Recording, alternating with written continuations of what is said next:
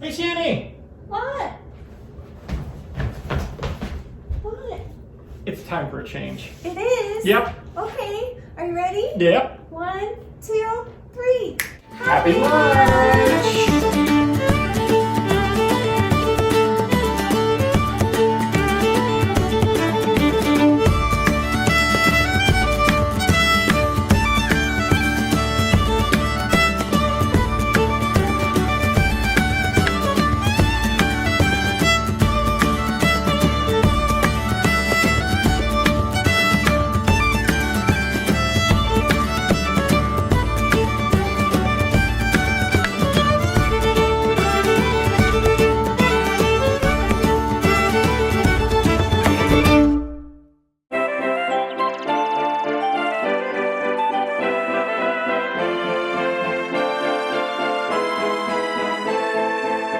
Hi, Shanny Fannies. Welcome to Educating Shanny. I'm Shanny and I'm recovering from an eating disorder. Hi, Shanny. Hi. Welcome back to my channel. Welcome if you're new. This is your first time here. I'm Shanny. I talk about eating disorders, mental health, and I also am just really weird.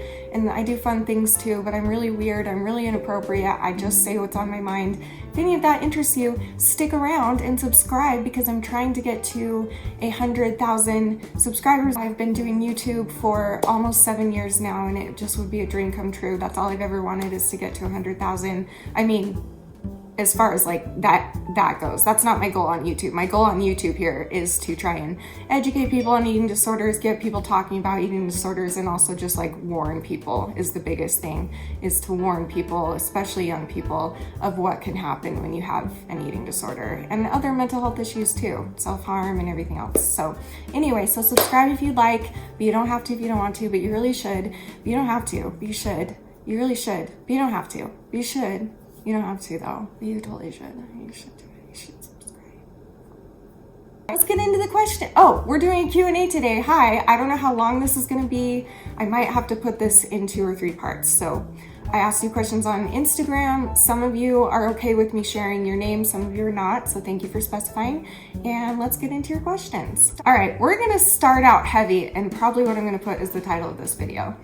What is stopping you from full recovery? Okay, well, this person is talking about eating disorder recovery, and I have had eating disorders since I was 5 years old, so it's kind of all I've ever known.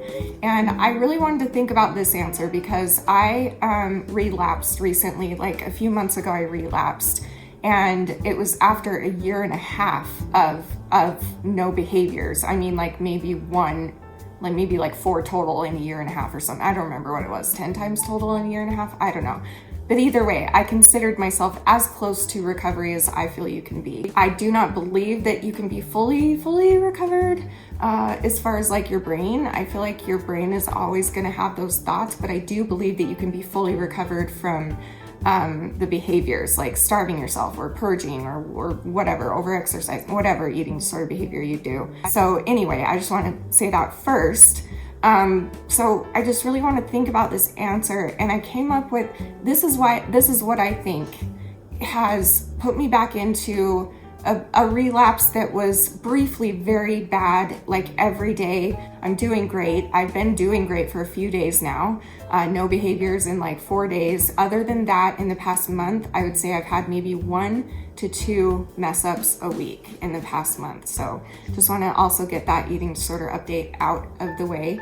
But the question was, what is stopping you from full recovery? So I thought about this because why did I go back to it after being a year and a half and I was feeling so good about myself and like what's going on? So I really thought this through, and I think the 2 biggest things that are stopping me from full recovery right now are fear and change. First of all, change is a big deal for me. You can ask my mother. Since the day I was born, I have not liked change. We got an email that they're selling our house. We have to be out by end of April. Let me rephrase that. A lot of people don't like change. No, I was like terrified of change. So I remember my mother having to come with me to my first day of preschool and staying the whole day, and then the first day of kindergarten and staying the whole day, and then first grade and second grade. Every time I changed a grade and went up, my mom had to be there because I would have a complete meltdown before, because it was so hard it was like, it felt impossible for me. I don't know if I had BPD when I was little too, I'm not sure, but it felt impossible for me to change and to meet a brand new teacher and possibly new classmates and sit in a new place and do all of those things. Like, change has always been really difficult for me, no matter what it is in life. So I know that that's a big part of when I get into an eating disorder funk. It's scary for me to think about change. And I guess fear kind of goes along with this, because fear is, you know, a lot of people are afraid of changing what they know. And for me, it's like scary because, like I said before, I've had eating disorders since I was 5 years old. And so literally that's, you know, when you're a child, that's when your brain is developing, when you're born up until you're 21, you know, or maybe even more, but you know what I mean? Like, childhood, teenage years especially are so crucial. And whatever is going on in your life while those years are happening, and while you're developing and learning and making mistakes and having fun times and having horrible times and being abused and being bullied, and also having a lot of fun times and a lot of love in my life and all those things, like everything, learning in school, everything that goes along with that, you have this little monster with you the entire time. And so that monster is always there, and it's all you know. That's all you know. So it's scary. It's scary to be like, it might feel like, oh, I'm just changing for recovery purposes and I'm going to get myself better and not do behaviors and stuff. But it feels scarier than that. It feels like, wait, I don't know how to live without this monster in my head. But again, because I've been through it, because I've gotten there for a year and a half, a couple of years ago, I know it's possible for me. So that's what I'm working towards again. And I'm doing a lot better than I was definitely at the beginning of the year. I'm doing so much better.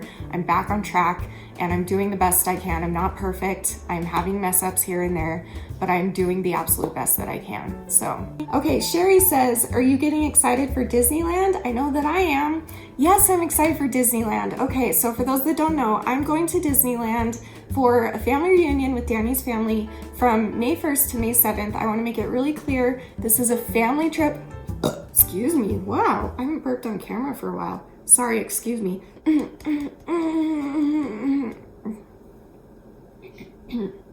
Excuse me. For those that don't know, we're going to Disneyland. Yeah, so Danny's family, every 5 years, they take us to Disneyland. So 5 years ago, I was able to do a meet and greet at Disneyland, and it was so much fun. We did it in downtown Disney, which is outside of Disneyland, so you don't have to have a ticket to be there and meet me. And this year, we want to do another meet and greet. I need to talk to Danny's mom and really work out and make sure that she's okay with this and work out which day would be best. But I know that we will be doing it sometime between May 1st and May 7th, and I will update you as soon as I know.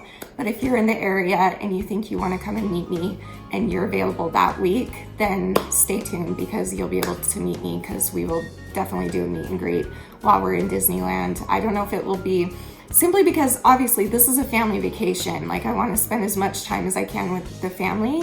However, I have a lot of health issues. Danny's family doesn't, and they can go from 8 a.m. until Disneyland closes all day long, all of them, even Danny's parents. Like, their energy is insane. Like, it's amazing, and I just can't do that. So I do spend a lot of the time at the hotel or indoors somewhere and stuff like that. I don't do well in the heat with my health either, and last time I had to be in a wheelchair. I couldn't walk that far to walk around Disneyland that much, and even then I could only last a few hours a day. So I know it will be, I'll make sure that it's during a time that the family is having a lot of fun and I'm not interrupting by stepping away for a minute. And I was gonna probably step away anyway a lot because of my health, and we'll figure it out and we will let you know. But May 1st to May 7th is when we're gonna be there. So be prepared. If you do wanna, if you think you can come and meet me, I would be so excited and ecstatic to meet you and grateful. So yeah, so I'll let you know. Okay, Shelly.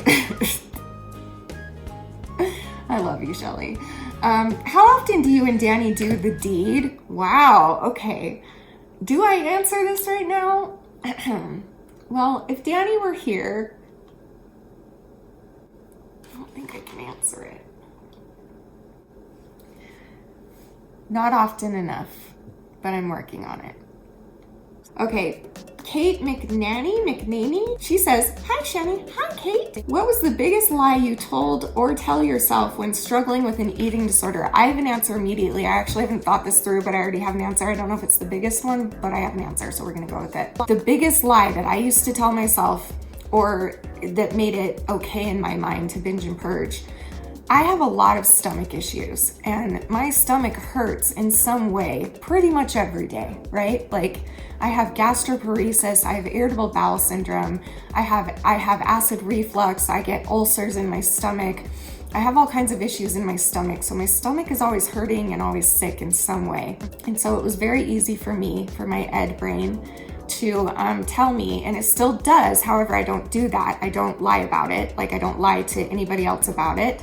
Yes, it does work personally in my brain still. It works on me, but I have not made a video or told Danny or anybody else like this lie that I used to tell to myself, which was, you're gonna get sick anyway. Like, you're sick anyway, so if you eat something, even if you eat a reasonable amount till you're satisfied and then you don't want to purge, you might still throw up anyway because you feel sick. So you might as well just binge and purge, and then just, why not? Like, you know what I mean? Like, that's the biggest lie ever.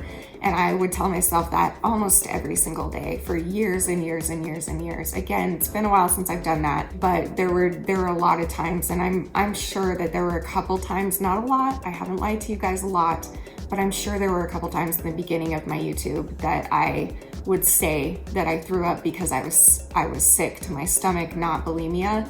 But if I've said that in the past 2 years, since before I started recovering and then I had my relapse, so I think around 2 years ago before that, or since then, I mean, it's not a lie, I promise. If I've ever said to you, I'm having a hard time keeping food down because of my stomach, that's not a lie. It's okay if you don't believe me, but I know my truth. I'm being honest, and I know. However, again, in my head, when I'm feeling tempted, that absolutely goes through my mind still, but I never use it as an excuse outwardly anymore. Does that make sense? I don't know. But anyway, I'm doing the best I can. So Lydia says, how is your hair so long and thick? It's long because I never cut it. It's thick because of my mother. This is my mommy.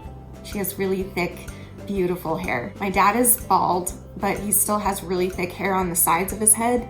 So I think they both have thick hair genes in them, I think is what it is. And it's long because I just never cut it. It's really long. It's like, it won't even fit in the frame. But I'm thinking of cutting it soon. Or at least maybe adding like some texture, like some layers, and maybe adding some streaks of color, maybe some pinks or something. I don't know. Stay tuned. We'll see. I might just get really brave and do something fun for Disneyland time. So that's coming up, so stay tuned. Okay, this person wants to be anonymous. If you wrote an autobiography, what would be the title? Probably Mess.